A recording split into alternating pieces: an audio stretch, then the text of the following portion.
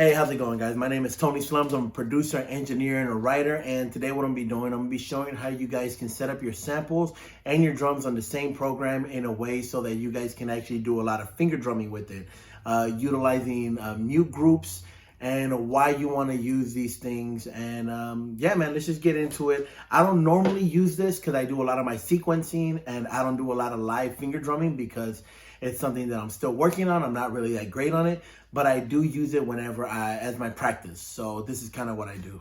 So check it out. All right, guys, so really quick, what I'm gonna be doing is I'm gonna be showing you on here on my screen, and then of course, what you would see on the computer. So first things first, the way I kind of sequenced my sample was I took a sample, the Magic Tones Fun to Be Young, shout out to Il Static, he shot me a quick little batch of shit to sample, and then I created different slices with it, only 4. All I wanted was just a little 4 count on it. Nothing too spectacular. Now, normally whenever you start on a new program, it will always be on poly. So that means that if there are no mute groups, which let me go ahead and switch that out real quick. If there are no mute groups, which is the way it starts off, is that it will cause a clash. They'll essentially keep going. If I hit the same one, it'll always re-trigger it, but once I hit another one, it won't go away. Now, this is cool when you're using your drums. Especially if you have an open hat, you kind of want it to kind of bleed into each other. You don't want them to cut each other off. If for whatever reason you have all of your samples on here and you just want to have them all cutting, all you really need to do is just put it on mono. Mono will automatically make them cut each other off. The problem with this when you have your drums on here is that as soon as you trigger one of your snares or your kicks, it will cut it off. And that's not what you want. You want the sound to completely play out so that you can keep playing your drums at the same time. See what I'm saying? So what you want to do is you want to put on polyphony for poly. That's right there. And I think on your computer, it'll be right here.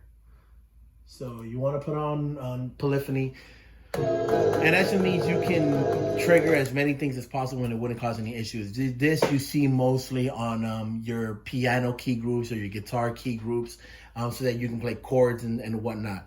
So you want to put that on poly, and then what you want to do is on where your sample's at, you want to go to your LFO modifications, and right here where it says mute groups, and on your computer it'll say mute target. Oh no, mute group.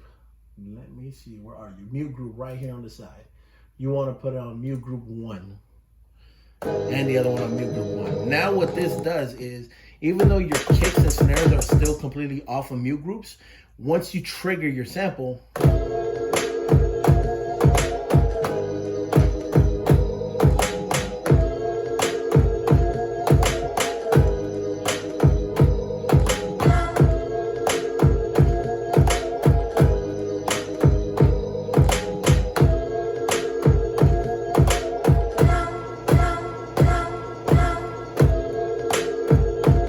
now you can literally play with the samples on whatever you have triggered on here. And like I said, I don't normally use this, but I do see its reasoning for it and why someone who actually does a lot of finger drumming would do.